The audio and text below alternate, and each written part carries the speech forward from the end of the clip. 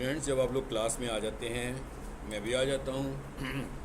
उसके बाद जब फ़ोन आते हैं तो जिसको भी आते हैं वो बाहर जाके सुनेगा, ठीक है। बॉयज़ से या फीमेल में से बाहर जाएं, पूछने की भी ज़रूरत नहीं है, खुद ही से बाहर जाएं, फ़ोन अटेंड करें और वापस आ जाएं, ठीक है। क्लास के अंदर कोई एक्टिविटी मोबाइल फ़ोन की नहीं करनी है कि मैं भी आ जाऊँ और आप लोग भी मौजूद हों, ठीक है। इसी तरह अगर आप मेरे आने से पहले कुछ मोबाइल को यूज़ कर रहे हो तो मोबाइल यूज़ करना छोड़ दें इस तरह जब मैं आ जाऊँ, ओके। चलिए जी, हम नया मॉड्यूल स्टार्ट कर रहे हैं, एसईओ, वेबसाइट्स को रैंक करना, कि वेबसाइट्स को कैसे रैंक करते हैं। आपके 3 माह के कोर्स में जो सबसे बड़ा मॉड्यूल है और अफेक्टिव मॉड्यूल भी है सबसे ज़्यादा, डेट इज़ एसईओ, बहुत ज़्यादा इंटेलेक्चुअल भी है, बहुत ज़्यादा समझने से ताल्लुक़ भी रखता है, ठीक है। जैसे हम YouTube पढ़ रहे थे, नॉट डिफ़िकल्ट, आप देख रहे थे, वो सब चीज़ें सामने नज़र आती थी, उनको हम अडॉप्ट करते थे। लेकिन यहाँ पर बहुत सारी चीज़ें हमें सोचनी भी हैं कि हमें वो काम कैसे करनी है, बहुत सारी चीज़ों के सिंटैक्सेस भी हैं, उन्हें हमें फॉलो करने हैं, बहुत सारे एल्गोरिदम्स भी हैं जिन्हें हमें समझना है। तो इसका मतलब क्या हुआ कि ये वाला जो मॉड्यूल है ख़ास तौर पर, इसे आपकी ज़्यादा अटेंशन की ज़रूरत है। जो स्टूडेंट्स ज़्यादा अटेंशन देंगे, जैसे आज बहुत सारे स्टूडेंट्स आए हुए हैं, ठीक है।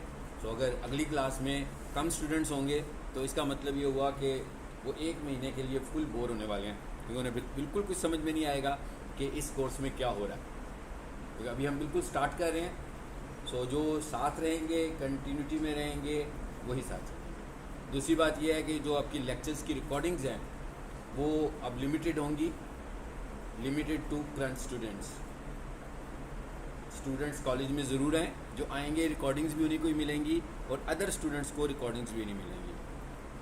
सो आज आप लोगों ने एक काम करना है, जैसे ही मेरी क्लास एंड होगी, आप जितने भी बॉयज़ हैं सबके ईमेल्स अपने व्हाट्सएप नंबर से टाइप करके, स्क्रीनशॉट नहीं, टाइप करके मुझे भेज देंगे।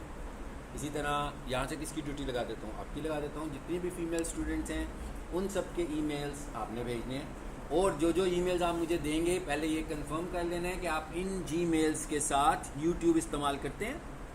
आपको पता है ना, जीमेल्स के साथ ही करते हैं ना यूट्यूब इस्तेमाल, मतलब यूट्यूब पे जब जाते हो तो लॉगिन करके जाते हैं ना। तो जिन जीमेल्स के साथ आप यूट्यूब इस्तेमाल कर रहे हो, सिर्फ वो वाले जीमेल्स प्रोवाइड करने हैं। इसलिए जब आप मेरा लेक्चर सुनोगे घर में बैठ के, तो आपको पहले वो लॉगिन होना पड़ेगा, फिर आप लेक्चर सुन पाएंगे, नहीं तो आप लेक्चर आप तक नहीं पहुँचेगा। क्लियर? तो ये अभी मैं जब क्लास ख़त्म करूँगा तो उस वक्त हम ये करेंगे। अच्छा, अब आ जाते हैं आगे, स्टार्ट करते हैं। सबसे पहले तो हम ये देख लेते हैं कि आज से ही आपके पास क्या होना चाहिए इसकी प्रैक्टिस करने के लिए। एक दो चीज़ें हैं जहाँ से हमें स्टार्टअप लेना है। जो इमीडिएट टूल आपको चाहिए वो चाहिए notepad/notepad+। अच्छा, ये नोटपैड जो है ये तो हर विंडो में मौजूद होता है। आप देखते हैं मैंने भी अभी नोटपैड ही खोला हुआ है, चाहे विंडोज़ 7 होगी, विंडोज़ 10 होगी या 11 होगी, हर विंडो में ही नोटपैड मौजूद होगा, ठीक है। तो ये तो बिल्ट इन हो गया। लेकिन इससे बढ़कर जब हम कोडिंग करनी शुरू कर देंगे तो फिर हम नोटपैड में नहीं बल्कि नोटपैड++ को यूज़ करेंगे। नोटपैड++ फ्री टूल है। सो फ्री टूल का क्या मतलब हुआ भाई? फ्री टूल का ये मतलब हुआ कि आपको इसे बाय करने की ज़रूरत नहीं है। आप गूगल पर जाएं, डाउनलोड नोटपैड++ लिखेंगे, सामने जो भी लिंक आएगा उसे क्लिक करेंगे तो नोटपैड अवेलेबल हो जाएगा। मतलब इसमें कोई इतनी बड़ी साइंस नहीं है, ये फ्री वेयर है। सो हमने लिखा नोटपैड++। चले जी, नीचे लिखा हुआ भी आ गया नोटपैड++ डाउनलोड। बेशक आप लिख लेते डाउनलोड नोटपैड++, डाउनलोड, इस पर एंटर करते हैं।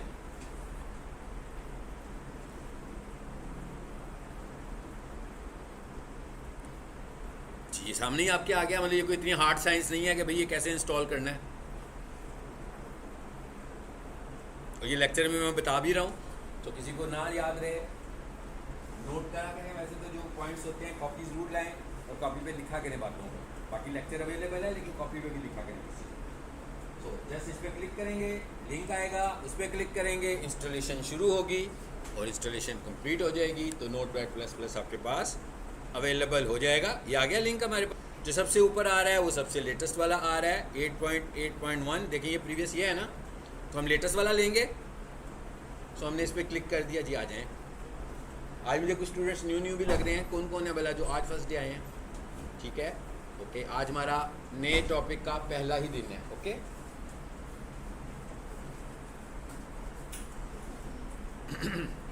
आ गए? जरा देखते हैं कि लिखा हुआ है डाउनलोड। आ गया? तो इस पर क्लिक कीजिए। हमें एक एडिटर की ज़रूरत है जिस पे हमें काम करना है।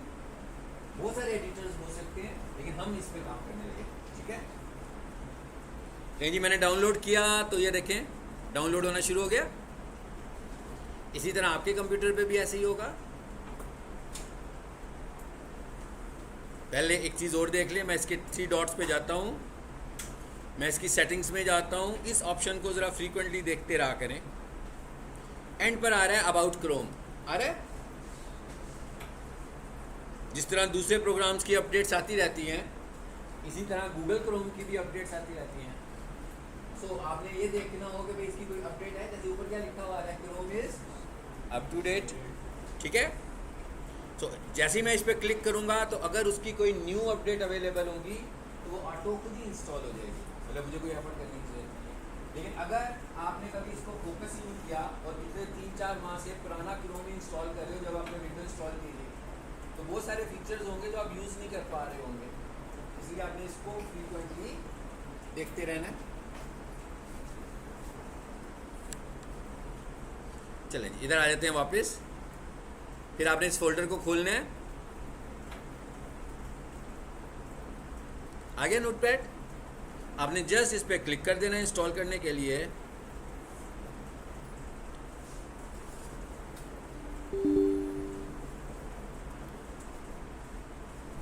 और ये क्या लिखा हुआ है जी, ओके। यहां से हम इसे इंस्टॉल करते हैं। भैया कोई मैं मुश्किल काम तो नहीं कर रहा हूँ। मेरा ख्याल है कि आप बहुत सारी चीज़ें ऐसे इंस्टॉल करते रहते हैं अपने कंप्यूटर्स पे, है ना। इतनी सी बात थी। ये नोटपैड हमारे पास इंस्टॉलेशन इसकी कंप्लीट हो गई। आगे क्या लिखा हुआ है, रन नोटपैड, कि इसको भी चला दो। ये ऑप्शन ऑन रहेगी तो ऑटोमेटिक ऑन हो जाएगा। चले मैं नहीं करता इसको ऑटोमेटिक ऑन, ताकि आप इसे खोलना भी देख लेना हम खोलेंगे कैसे। सो मैंने इसे ऑटोमेटिक ऑन नहीं किया, बट इट इज़ इंस्टॉल्ड। ठीक है, कहीं यहाँ पर आपको नोटपैड प्लस प्लस नज़र आ गया, आप इसे खोल लें। चलिए ये अच्छी चीज़, ये आपने इसको नहीं देखना कि ये मेरी पुरानी फाइलें दिखा रहा होगा, इसलिए हम एक काम करते हैं, इसको बंद कर देते हैं। चलो जी, ऐसे ही हमारे पास आ गया।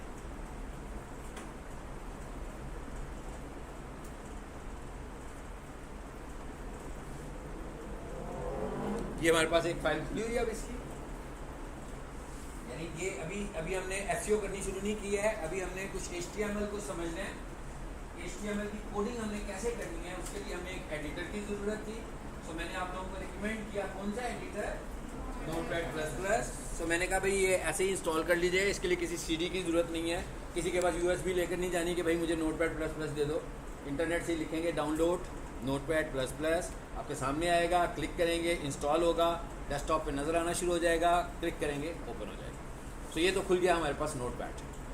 अब हम आगे बात करते हैं, इसे बंद कर देते हैं बेशक। अभी हमने कहा भाई हमें वेबसाइट की SEO करनी है। SEO क्या है भला, अब्रीविएशन किस चीज़ का है, सर्च इंजन ऑप्टिमाइजेशन का। ये क्या होती है इसको भी हमने सीखना है। अभी हमने इसको बिल्कुल टच नहीं किया। हम ये कह रहे हैं कि किसी भी वेबसाइट की SEO करने के लिए हमें ज़रूरी क्या है, पहले नॉलेज, वेबसाइट का नॉलेज ज़रूरी है। क्योंकि अभी जब भी मैंने काम करना होगा रैंक कराने के लिए, तो हर दफ़ा तो मुझे वेबसाइट पर जाना है। तो अगर मैं वेबसाइट पर जाकर चेंजेस नहीं कर सकता तो मैं फिर SEO को अप्लाई कैसे करूँगा, नहीं कर पाऊँगा। सो हमें पहले ये समझना है कि जो चेंजेस हमें SEO में करनी है, उसके लिए हमें किसी वेबसाइट की एडिटिंग किस हद तक आनी चाहिए, और वही हम सीखने वाले हैं। आज की तारीख में जितनी मर्जी एडवांसमेंट हो चुकी हुई है, हर वेबसाइट के बैक एंड के ऊपर HTML मौजूद है। अगर कोई ये कहे कि HTML नहीं है, हर किसी वेबसाइट के बैक एंड पर HTML मौजूद है। हम वेब डेवलपमेंट नहीं सीखने लगे, ठीक है ना। आप सब जानते हैं कि मे बी यहाँ से कोई वेब डेवलपमेंट का कोर्स भी कर रहा होगा। Web development is something else. Web development कुछ और चीज़ है। हम तो ये कह रहे हैं कि जिस बंदे ने अपनी वेबसाइट बनवा ली हुई है वो हमारे पास आया अपनी वेबसाइट को लेकर कि भाई ये वाली वेबसाइट गूगल के पहले पेज पे नहीं आती है, इसे लेकर आओ पहले पेज पे। तो इसका मतलब हुआ अब हमें उस वेबसाइट में कुछ काम करना है। हमने उसकी वेबसाइट बनानी नहीं है, हमने उसकी वेबसाइट रीडिज़ाइन नहीं करनी, बल्कि हमने उसकी वेबसाइट पे कुछ चेंजेस करनी है। वो चेंजेस कैसे करनी है वो अंडरस्टैंडिंग लेने के लिए अब हम यहाँ पे इन चीज़ों को देखने लगे हैं, ठीक है। और वो अंडरस्टैंडिंग करने के लिए हमारा जो पहला टॉपिक है वो क्या है, HTML। भैया आपने SEO पढ़ ली हुई है? आपका अच्छा ठीक हो गया, सही है जी। HTML किस चीज़ का एब्रीविएशन है? मेरा ख्याल है ये सबको पता होगा, है ना। हाइपर टेक्स्ट, मैं फिर भी देता हूँ, लैंग्वेज। ये कोई इतना मुश्किल क्वेश्चन आंसर नहीं है भाई, ये तो हम गूगल करेंगे तो वो भी बता देगा आपको कि किस चीज़ का एब्रीविएशन है। ये आपको बता दिया कि हर वेबसाइट की बैक एंड पर HTML होती है। कुछ ऐसी वेबसाइट्स होती हैं जो सिर्फ HTML में भी बन जाती हैं, कुछ ऐसी वेबसाइट्स होती हैं जो ज़्यादा सिक्योरिटी के साथ बनना चाहती हैं तो वो किसी प्रोग्रामिंग लैंग्वेज में बनती हैं, मगर स्टिल उनके बैक एंड पर HTML भी होती है। SEO को लेकर हमें प्रोग्रामिंग का कोई कॉन्सेप्ट नहीं समझना। SEO को लेकर हमें सिर्फ ये देखना है कि वो कौन कौन से हिस्से हैं वेबसाइट के जहाँ पर गूगल हमें ये कह रहा है कि भाई इसको ऑप्टिमाइज करो, और वो सारे के सारे हिस्से रिलेट करते हैं HTML को। इसका मतलब क्या हुआ कि हमें HTML को समझना। अब हम जरा एक वेबसाइट खोलते हैं। मैं यहाँ आया, ये मैंने एक वेबसाइट का URL दिया,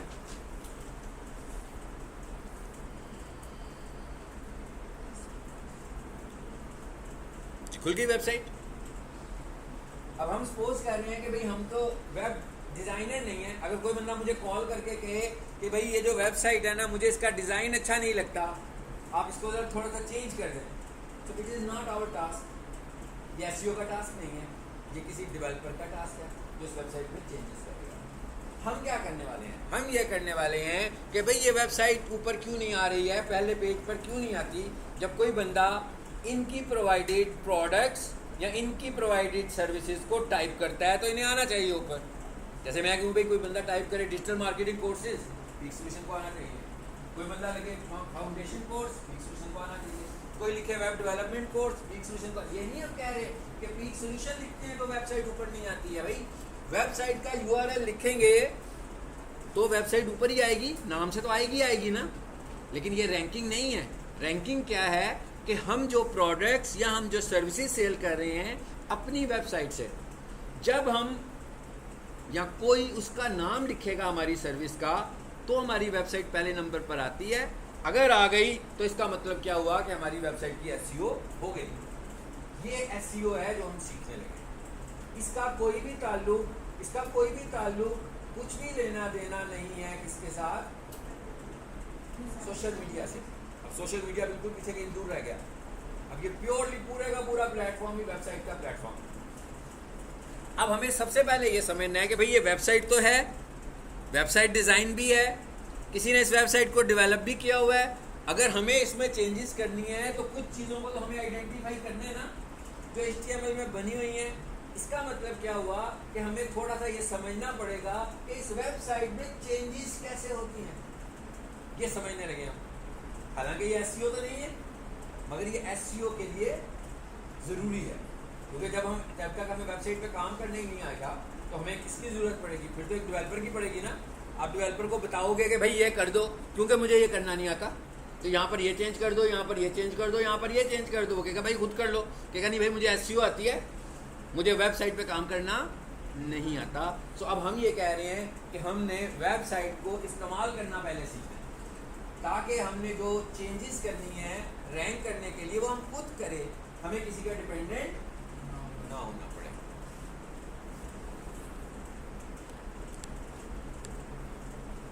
अब अब इट्स ओके, समझ लेते हैं जी, ये तो आ गई वेबसाइट। ये वेबसाइट का कौन सा एंड है जो यूज़र्स देखते हैं, इसे हम बोल रहे हैं कि भाई ये हमारी वेबसाइट का फ्रंट एंड है। ठीक है, एक कौन सा एंड है, वेबसाइट का बैक एंड है, जिसमें वेबसाइट बनी हुई है।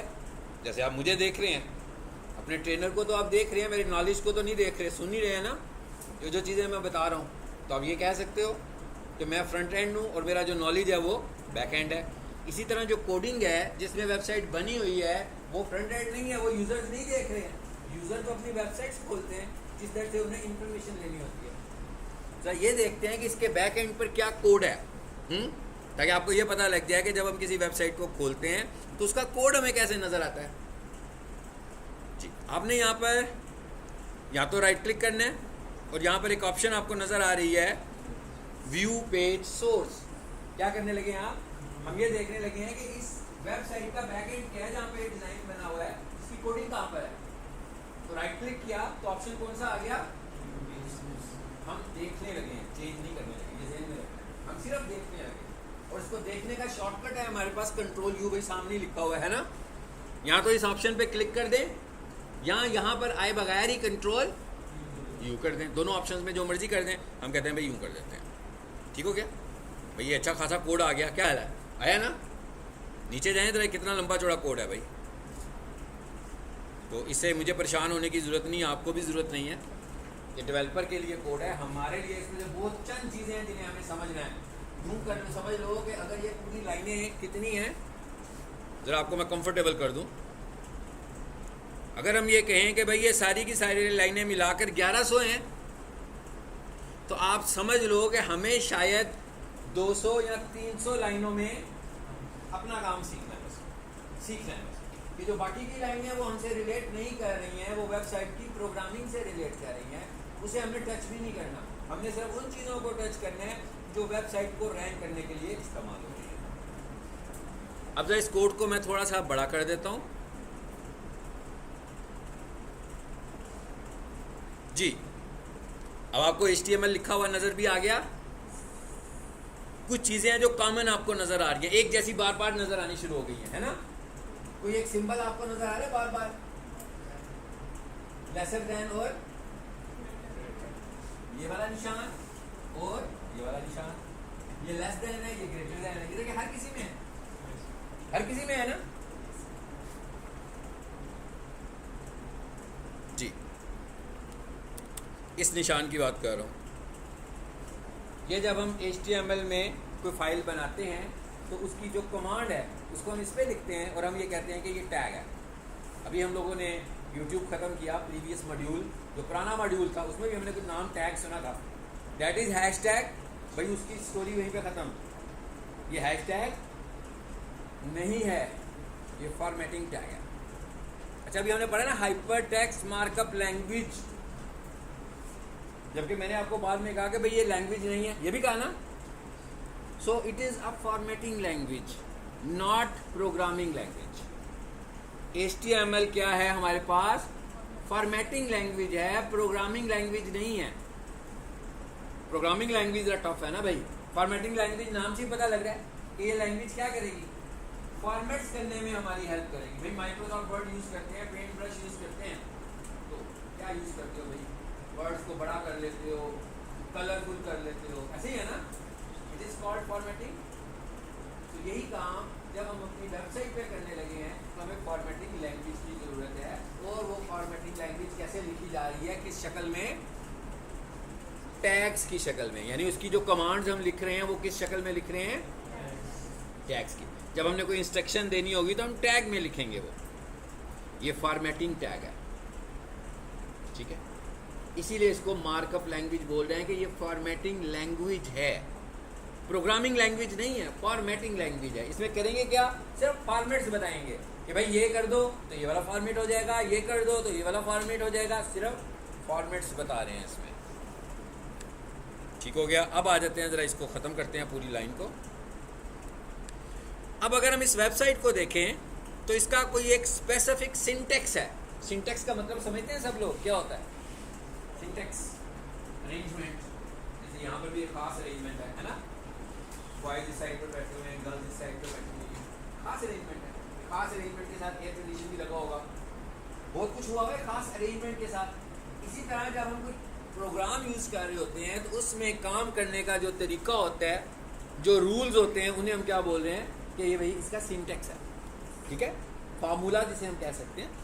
तो इसके सिंटेक्स को अगर हम देखें तो ये शुरू कहाँ से हो रहा है?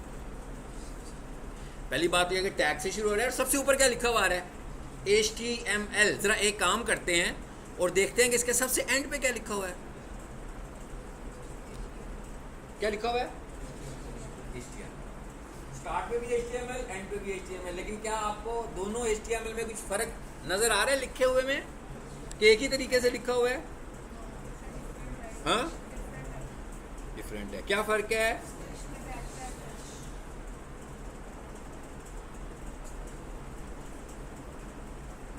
जी, इसके साथ एक स्लैश लगा हुआ है। ये वाला स्लैश किस तरफ है? लेफ्ट साइड पर है। ये ध्यान में रखना, क्योंकि स्लैश ऐसे भी होता है। अगर आप घर में प्रैक्टिस के दौरान इस स्लैश को चेंज कर देंगे तो ये सिंटेक्स एरर ही आएगा। इसकी डायरेक्शन बॉटम से क्या है? लेफ्ट। ये याद रखना, ठीक है। जो ऊपर लिखा हुआ था HTML वो स्टार्ट है, और जो नीचे लिखा हुआ आ रहा है HTML वो एंड है। मैं उसको इसलिए एंड नहीं कह रहा कि वो नीचे लिखा हुआ है, मैं उसको इसलिए एंड कह रहा हूँ कि उसके साथ स्लैश। तो अब इसका मतलब क्या हुआ कि हमें इसका सिंटेक्स समझ में आया, और अब हम वापस इधर आ गए। यानी हमें पता लग गया कि कोई भी HTML फाइल। अच्छा, हम सबसे पहले अब क्या देखने जा रहे हैं? आखिर में हमें पहुंचना है वेबसाइट तक, लेकिन अभी सबसे पहले हम देखने जा रहे हैं HTML। कि भाई ये जो HTML की फाइल है, ये तो समझ में आ गया कि भाई ये HTML की फाइल बनी हुई है। तो HTML की फाइल का सिंटेक्स क्या होता है ये समझने जा रहे हैं। तो हमें समझ में आ गया कि भाई ये शुरू होती है कहाँ से? ऐसे, और ये एंड होती है ऐसे। लेकिन अभी बात ख़त्म नहीं हुई। ये तो हमने एक लूप बना दिया कि भाई यहाँ से लेकर यहाँ तक। अब ये एक लूप बन गया। अब बाकी की सारी फाइल इसके अंदर आनी है। अब इसका सेकंड पार्ट क्या होता है वो देखने लगे हैं। यानी एक HTML फाइल का जो दूसरा हिस्सा है वो क्या है? मैं सब कुछ आपको वेबसाइट से दिखा रहा हूँ ताकि आपको समझ में आ जाए। आपको अंदाज़ा होगा कि भाई ये तो सारी वेबसाइट जिसमें मर्जी बनी हो, पीछे HTML कंट्रोल कर रही है इसको। जी, आगे क्या नज़र आया आपको? सबसे आगे HTML के फ़ौरन बाद क्या नज़र आ गया? नहीं, उसके बाद बाहर आ गए उधर से ना, हेड। अगली चीज़ क्या आ गई? हेड वाला पार्ट आ गया। ज़रा देखें ये हेड वाला पार्ट एंड कहाँ पे हो रहा है? ये मैंने शॉर्टकट यूज़ किया Ctrl F, ये मैंने लगाया स्लैश, ये लिख दिया हेड। उसने बता दिया भाई 180वीं लाइन में जाकर हेड कंक्लूड हो गया, कंप्लीट हो गया। यानी कि ऊपर से शुरू हुआ, 180वीं लाइन में जाकर हेड एंड हो गया। जिसके अंदर कुछ हमारे काम की चीज़ें हैं, कुछ बल्कि बहुत सारी डेवलपर के काम की चीज़ें हैं। जो डेवलपर के काम की चीज़ें उन्हें हमें कुछ नहीं करना, जो SEO के काम की चीज़ें उनके साथ हमने प्ले करना। अब हमें यह पता लग गया कि भाई एक HTML फाइल का जो पहला पार्ट होता है वो कौन सा होता है? हेड होता है। ह्यूमन बॉडी का जो पहला पार्ट होता है वो भी तो हेड ही होता है, ऐसे ही है ना? हमारा भी तो हेड ही है भाई। सब कुछ दिमाग से लगे हुए सोचने साथने, है ना? ऐसे ही है।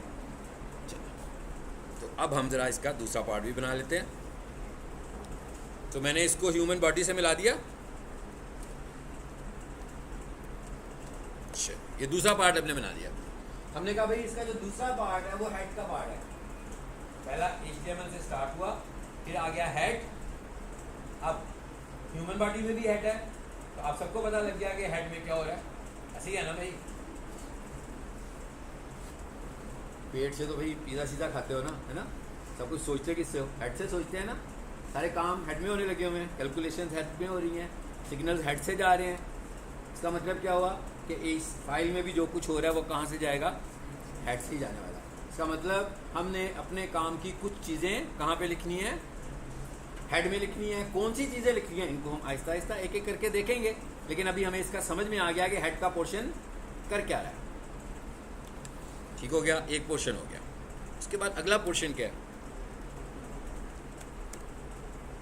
जी, ये पोर्शन मैंने आपको दिखाया, हेड का पोर्शन फाइल में दिखाया ना। जैसे ही हेड ख़त्म हुआ तो आगे से क्या शुरू हो गया, बॉडी। तो ये हमारे साथ क्या है, ऐसे ही है। जैसे ही हेड ख़त्म हुआ आगे से क्या शुरू होगी, बॉडी शुरू होगी हमारी, ठीक है। सो उसने कहा भाई ये बॉडी है, फाइन।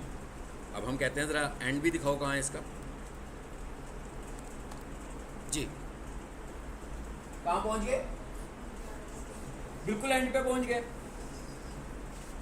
जहाँ पर हमारी वेबसाइट एंड हो रही है वहीं पर ही बॉडी का एंड हो रहा है। यानी इसका मतलब क्या हुआ कि आपकी जो वेबसाइट का कंटेंट है जो लोग देखते हैं, मतलब अगर आप पीक सॉल्यूशन की वेबसाइट खोलना चाहते हैं तो जो हेड में लिखा हुआ है वो पीक सॉल्यूशन वालों ने कुछ लिखा होगा, जो प्रोग्रामिंग का कुछ होगा या एसईओ का कुछ होगा, लेकिन जो आपके लिए कंटेंट है वो कहाँ पे है, जो आपके काम का कंटेंट है वो कहाँ पर है, बॉडी में। मतलब जो देखना है, मतलब मैंने अभी न्यूज़ चेक करनी है तो मैं लिखता हूँ geo.tv, तो क्या होता है मेरे सामने न्यूज़ आ जाती है, मैं पढ़ना शुरू कर दूंगा न्यूज़ को। तो जो कुछ मुझे दिख रहा है वो कहाँ पे लिखा हुआ है, बॉडी में, हेड में नहीं। उसको दिखाने में क्या फैक्टर्स हैं, क्या प्रोग्रामिंग है, क्या उसको ऊपर लाने के लिए मैंने क्या किया हुआ है, एसईओ वाले ने क्या किया हुआ है, ये कहाँ लिखा हुआ है, हेड में। लेकिन जो दिख रहा है वो कहाँ पर है, बॉडी में। सो अब हमें और ये देख ली कि सारा भाई दिखने वाली सब चीज़ें बॉडी में ही है, और जहाँ बॉडी ख़त्म हुई वेबसाइट ख़त्म हुई। जिस जगह पर हमारा बॉडी ख़त्म हुई है उसी जगह पर हमारी वेबसाइट ख़त्म हो गई। ठीक हो गया, बिल्कुल हमारी तरह ही। भाई बॉडी के नीचे हमारा हमारे फुट है ना, नज़र आ रहे हैं आपको, मैं भी देखो। इसका भी आखिरी वाला पोर्शन क्या होता है, फुटर ही होता है, लेकिन वो बताने की ज़रूरत नहीं है भाई, हैं, ठीक है, लिखने की ज़रूरत नहीं है। जो कुछ भी आप बॉडी के बाद लिखोगे वो क्या होगा, फुटर ही कहलाएगा। ज़रा वेबसाइट को देखें ज़रा, हम यहाँ पर फुटर किसे कह रहे हैं, नीचे आते जाएं आते जाएं आते जाएं। अभी मैंने जूम बड़ा किया हुआ था, छोटा कर लेते हैं ताकि क्लियरली नजर आए। पता लग गया, यहाँ पर वेबसाइट ख़त्म हुई, ये हमने वेबसाइट का फुटर बनाया हुआ है। ये शुरू में नहीं बनाया, ये दरमियान में नहीं बनाया, ये कहाँ पे बनाया, एंड पे बनाया। सो एंड पे हमारा फुटर है, क्या है, वही जो चीज़ें ऊपर दिख रही थी वही चीज़ें हमने फिर नीचे भी दिखाई कि भाई कोई बंदा नीचे आ रहा हो और नीचे मौजूद हो और वो कुछ देखना चाहता हो तो यहीं पे क्लिक करेगा, सारा डाटा उसको नज़र आ रहा है। इवन मेन्यू भी फुटर में ही नज़र आ रहा है ना, मुझे ऊपर से मेन्यू पे क्लिक करने की ज़रूरत नहीं है। सो ये वाला पार्ट क्या हो गया जी, फुटर का। सिंटेक्स हमारा हो गया कंप्लीट वेबसाइट का कि नहीं हुआ, एक HTML फाइल का सिंटेक्स कंप्लीट हो गया। ऐसे ही है, फुटर लिखने की ज़रूरत ही नहीं है, जो भी फुटर लिखना होगा स्लैश बॉडी के बाद। ये है एक HTML फाइल का सिंटेक्स, हमें समझ में आ गया। अब हमने इसके बाद क्या करना है, हमने ये देखना है कि SEO के लिए हमें क्या हेड में लिखना है और हमें SEO के लिए कहाँ पर चेंजेस बॉडी के अंदर जाके करना है। बस आज हम जो कुछ पढ़ रहे हैं बिल्कुल एक ब्लैंक फाइल से पढ़ रहे हैं, मगर जब हम SEO करेंगे तो ऐसा तो नहीं होगा भाई, क्या ख्याल है। फिर तो हमारे पास वेबसाइट आई होगी, भरी पड़ी होगी, जैसे भी आप देख रहे हैं भरी हुई वेबसाइट है, उसके हेड में कितना कुछ है, उसकी बॉडी में कितना कुछ है, लेकिन हमने सिर्फ उसमें से वो चीज़ें समझनी है जो SEO को रिलेट कर रही हैं और उन्हीं को अपडेट करना है। बाकी चीज़ों को हमने कुछ नहीं करना, अनटच रहने देना है, यानी उनको हमने कुछ नहीं करना, वो एज इट इज़ रहेंगी पड़ी। तो सिंटेक्स हमें समझ में आ गया, मेरा ख्याल है ऐसे ही है, सबको समझ में आ गया कि एक HTML फाइल का सिंटेक्स क्या होता है। अभी समझ में आ गया क्या, क्या समझ में आया, एक HTML फाइल का सिंटेक्स क्या होता है, जब बताएगा तो कहाँ से स्टार्ट होती है HTML फाइल, एंड कहाँ पे होती है, पहला हिस्सा कौन सा होता है, एंड का मेन हिस्सा कौन सा होता है, जो भी वेबसाइट को अपडेट नजर आता है बॉडी का, और उस बॉडी में सब कुछ हमें दिख रहा होता है, यानी वो वेबसाइट हम देख लेते हैं। अब हम जरा एक बात करते हैं कि भाई इसको सेव कैसे करना है। अभी तो कुछ नहीं लिखा वैसे, लेकिन लिखने के बाद तो सेव करना ही होगा ना, वेबसाइट जब आई होगी किसी की सही होने के लिए, उसमें चेंजेस करेंगे तो उन चेंजेस को सेव करेंगे, तो पहले सेव करना सीख लेते हैं, ठीक है। अभी मैं सबको पता लग रहा है कि इस वक्त मैं नोटपैड, सिंपल नोटपैड में हूँ, इस सेव करने के फ़ौरन बाद मैं इसको ले जाऊंगा नोटपैड प्लस प्लस में, ताकि आपको ये पता लगे कि हम सिंपल नोटपैड में भी काम कर सकते हैं। ये नहीं समझना कि सिंपल में नहीं हो सकता। जी, फाइल में आते हैं, सेव एज में आते हैं। फाइल कौन सी बनाने चाहते हैं आप? जी, हम यूँ कर लेते हैं, डेस्कटॉप पे फ़िलहाल सेव कर लेते हैं। वैसे डेस्कटॉप पे सेव करना अच्छी प्रैक्टिस नहीं होती, तो जब ये अच्छी प्रैक्टिस नहीं होती तो फिर क्यों करें हम? हाँ, इसलिए हम नहीं करते। हम यहाँ से आ जाते हैं HTML क्लास में। ये मैंने एक फ़ोल्डर बनाया हुआ है। आप भी अगर अपने कंप्यूटर पे ये प्रैक्टिस करें, भाई मोबाइल पे नहीं करनी प्रैक्टिस। हाँ, ये ना हो कि आप लोग मोबाइल पे बैठ के HTML फाइलें बना रहे हो। हाँ, मोबाइल पे HTML फाइलें नहीं बनेंगी, मोबाइल पे नहीं बनानी। सो आप यहाँ पर आएँ, अपने आपके पास अगर एक से ज़्यादा ड्राइव्स हैं, CD ड्राइव, तो बेहतर है कि D ड्राइव पर अपना कोई फोल्डर बना लो किसी भी नाम से, और प्रैक्टिस वाली सारी फाइलें इसमें रख लो। जैसे मैंने यहाँ पर फोल्डर बनाया हुआ है HTML क्लास। सो यहाँ पर आकर मैं इसे खोलता हूँ और इसी के अंदर एक पहली फाइल रखने लगा हूँ, बेसिक डैश फाइल। अब एक और बात समझनी है हमें, फाइलों के नाम। फाइल का नाम कैसा होना चाहिए? फाइल के नाम में स्पेस नहीं होना चाहिए। ये अब आपने आज से समझ लेना है कि जब भी आपने फाइलों का नाम रखना है तो फाइल के नाम के दरमियान स्पेस बार, जैसे अभी दरमियान आया ना, बेसिक के बाद दरमियान आ गया। सो मैंने वहाँ पर क्या लगाया? डैश, नॉट हाइफन लगाया, नॉट अंडरस्कोर। अंडरस्कोर भी नहीं लगाया। सबको पता है ना हाइफन में और अंडरस्कोर में क्या फ़र्क होता है। जो मैं शिफ्ट के साथ दबाता तो ये अंडरस्कोर आ जाता, ये नहीं मैंने दबाया, मैंने जस्ट डैश का बटन प्रेस किया।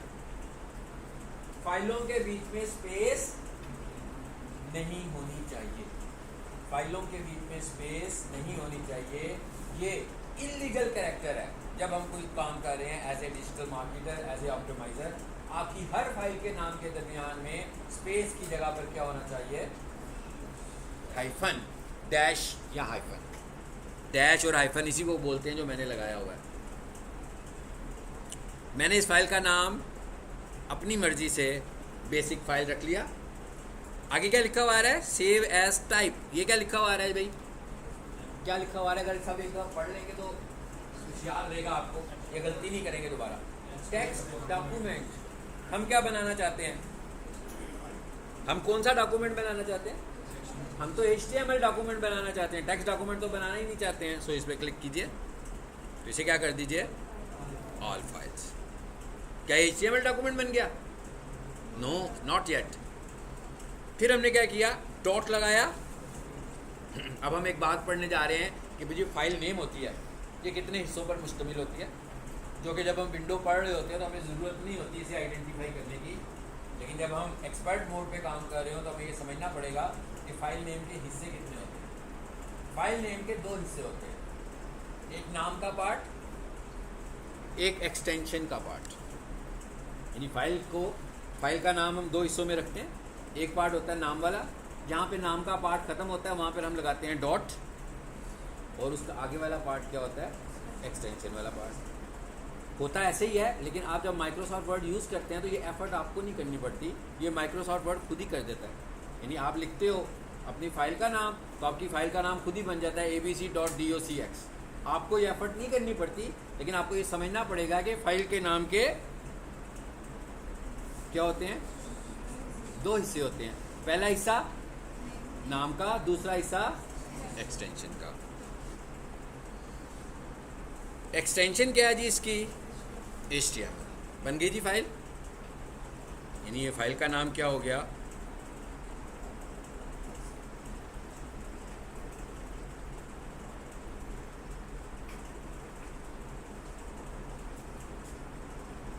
क्लियर? फाइल बन गई है हमारी, अंदर कुछ भी नहीं है अभी। क्या ख्याल है? अभी सिर्फ सिंटैक्स ही लिखा है मैंने, इसके अंदर अभी हमने कोई इनपुट, अभी हमने इसमें कोई भी इनपुट नहीं दिया। यानी हमने नहीं कहा कि हेड में क्या लिखना है, अभी इसको हमने आगे जाकर देखना है। अभी हमने नहीं देखा कि बॉडी में क्या आएगा। इसका मतलब क्या होगा कि एक पेज तो बनेगा, मगर उस पेज में कुछ भी नहीं है अभी। तो कैसा पेज है ये? बिल्कुल खाली। जरा चेक करें कि ये खाली पेज है कि नहीं है।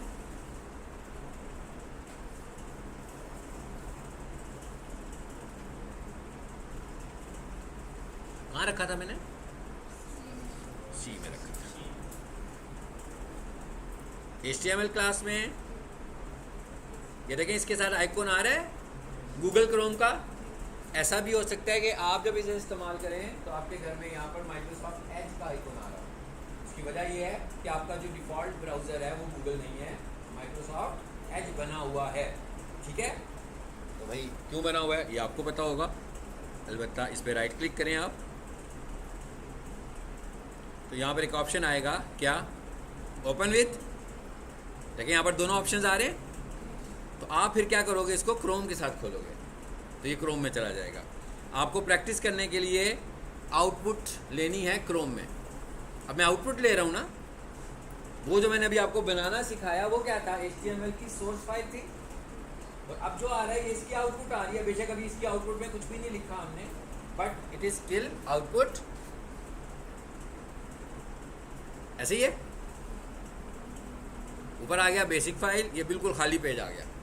यानी अभी हमने सिर्फ ये किया, एक फाइल बना ली बस। अभी हमने क्या किया, सिर्फ एक फाइल डिलीट कर ली। अभी हम सिर्फ इसके अंदर एक चीज़ आज ऐड करेंगे और यहाँ तक हम लेक्चर को कंप्लीट करेंगे। वो क्या चीज़ है समझते हैं पहले, और वो हम क्यों कर रहे हैं ये भी समझ में आ जाएगी साथ ही। मिसाल के तौर पर जी कोई साहब आए और उन्होंने ये वेबसाइट खोलनी थी। तो आप अगर इस वेबसाइट को देखते हैं तो इस वेबसाइट में क्या हो रहा है, कुछ रेस्टोरेंट का इक्विपमेंट सेल होता है, ऐसे ही है ना। तो उन्होंने आकर कोई अपनी सर्च टर्म लिखी कि भाई उन्हें क्या चाहिए, सर्च फ्रेज, सर्च टर्म, ठीक है, क्यूरी, जो चीज़ उन्हें चाहिए। तो उन्होंने आकर यहाँ पर टाइप किया प्रोफेशनल किचन इक्विपमेंट। भाई उन्हें ख़रीदना था प्रोफेशनल किचन इक्विपमेंट। ये जो पिज़्ज़ा ओवन्स हैं ये किसमें आएंगे, प्रोफेशनल किचन इक्विपमेंट में आएंगे। Ice cream machinery professional kitchen equipment में आएगी। तो उन्होंने आकर अपनी ये सर्च टर्म टाइप की, एंटर किया। तो अब देखते हैं कि रिजल्ट क्या आया हमारे पास। अब हमारे पास रिजल्ट में कुछ वेबसाइट्स आई। ऐसे ही है, एक वेबसाइट नहीं है, ये एक वेबसाइट है जो पहले नंबर पर आई, but still there are too many websites. आ रही है ना। अब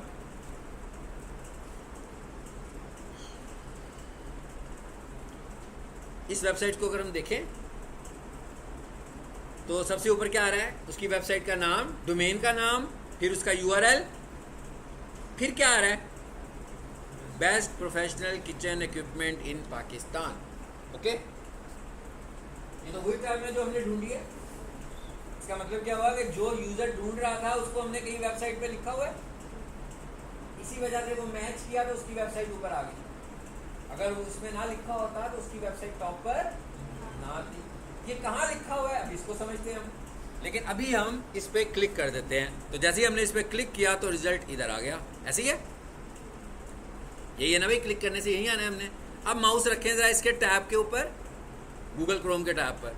तो ये जैसे ही मैंने माउस यहाँ पे रखा तो यहाँ पर क्या लिखा हुआ आ रहा है, बेस्ट प्रोफेशनल किचन इक्विपमेंट इन पाकिस्तान। ऐसे ही है। ओके, अब जरा इसके सोर्स कोड में आए, देखते हैं ये लिखा कहाँ पे हुआ है। भाई सबसे ऊपर आ रहा है तो ये तो क्लियर है ना कि सबसे टॉप पर ही होगा कहीं। देखें कहाँ लिखा हुआ है। इसको ज़रा बंद कर दें, थोड़ा सा इसका जूम फिर से बड़ा करते हैं ताकि आप इसको ज़रा आइडेंटिफाई कर लें कि हमने लिखा कहाँ पे हुआ है। Line number 11, line number 11, tag कौन सा है, टाइटल का टैग लगा हुआ है। पार्ट कौन सा है, हेड का पार्ट है। टैग कौन सा है, टाइटल का। पार्ट कौन सा है, हेड का। इसका मतलब क्या हुआ कि ये कहाँ पे लगा हुआ है, हेड के पार्ट में टाइटल का टैग लगा हुआ है। तो अब हमें ये पता लग गया। अब हम SEO के पॉइंट से देख रहे हैं, हमें लगा कि ये तो बहुत ही कोई अहम किस्म का टैग है। क्या ख्याल है, यहाँ पर अगर हमने अपना कीवर्ड लिखेंगे तभी हमारी वेबसाइट रैंक होगी ना। तो अब हम जब किसी वेबसाइट की SEO करने लगेंगे तो सबसे पहले ये देखेंगे कि क्या उसने टाइटल में कीवर्ड लिखा भी है कि नहीं लिखा। हो सकता है यहाँ पर लिखा हुआ आ रहा था वेलकम टू ABC कंपनी, लेकिन आप देख रहे हैं यहाँ पर ये तो नहीं लिखा हुआ, यहाँ कंपनी में वेलकम नहीं किया जा रहा, बल्कि यहाँ पर तो कीवर्ड यूज़ किया गया है। तो इसलिए हम इसको समझ रहे हैं कि भाई अगर किसी ने यहाँ पर कीवर्ड नहीं लिखा होगा तो हम यहाँ पर कीवर्ड लिखेंगे, क्योंकि वेबसाइट को रैंक करवाने में मेन रोल इस टैग का है। इसी वजह से हम इस टैग को समझना चाहते हैं, इसी वजह से हम इस टैग को समझना चाह रहे हैं। अगर इसका एसईओ में रोल ना होता तो हम इसको इग्नोर कर देते। ठीक है, अब हमें ये पता लग गया ये टैग कौन सा है। मेरा ख्याल है सबको पता लग गया होगा, है ना। कौन सा टैग है? टाइटल का टैग है। ठीक है, आ जाए जरा वापस कोडिंग में अपनी। आज की प्रैक्टिस आपने सिंपल नोटपैड में करनी है। नेक्स्ट डे की जो प्रैक्टिस मैं कराऊंगा वो नोटपैड प्लस प्लस से, ठीक है, ताकि आपको सिंपल नोटपैड भी यूज करना है। जी कहाँ पे लिखूं टैग? यहाँ पे। कौन सा टैग? टाइटल। स्पेलिंग गलत तो उसे कुछ समझ में नहीं आएगा। हाँ, आपने देखा मैंने टाइटल स्टार्ट भी कर दिया, टाइटल एंड भी कर दिया। अब वो जो लिखा हुआ था प्रोफेशनल किचन इक्विपमेंट, वो मेरा कीवर्ड था, यानी टाइटल मैसेज था। तो हमें पहले ये समझना है कि क्या गूगल हमें क्या अलाउ करता है, कि हमारा मैसेज कितना बड़ा या कितना छोटा होना चाहिए। गूगल ये कहता है कि आपका ये जो टाइटल का मैसेज है भाई, ये तो वेबसाइट को रैंक करने में इस्तेमाल हो रहा है, ये वाला मैसेज मैक्सिमम 60 कैरेक्टर्स का होना चाहिए। टाइटल का मैसेज मैक्सिमम 60 कैरेक्टर्स का होना चाहिए। चलें जी, हम एग्जांपल के तौर पर एक कर लेते हैं। Best computer college in Lahore लिख दिया हमने। इसका मतलब क्या हुआ, आपको समझ में आया होगा कि भाई मेरा सपोज्ड कीवर्ड ये वाला है कि best computer college in Lahore. तो उसे मैंने कहाँ पे इनपुट कर दिया? टाइटल के अंदर। चलें अब इस फाइल को दोबारा से सेव करते हैं और एग्जीक्यूट करते हैं। कर दिया, सेव हो गया ना, सेव का बटन दबाया तो सेव हो गया। कहाँ पर चल रही थी फाइल, उसको दोबारा एग्जीक्यूट करते हैं। ये यही थी। अभी तक देखे टाइटल में क्या आ रहा है, बेसिक फाइल। मैं इसको रिफ्रेश करता हूँ इस पेज को और फिर देखते हैं कि क्या हुआ। मैसेज चेंज हो गया, बेस्ट कंप्यूटर कॉलेज इन। भाई यहाँ पर अभी भी कुछ नहीं आया। टाइटल का मैसेज पेज पे नहीं आता।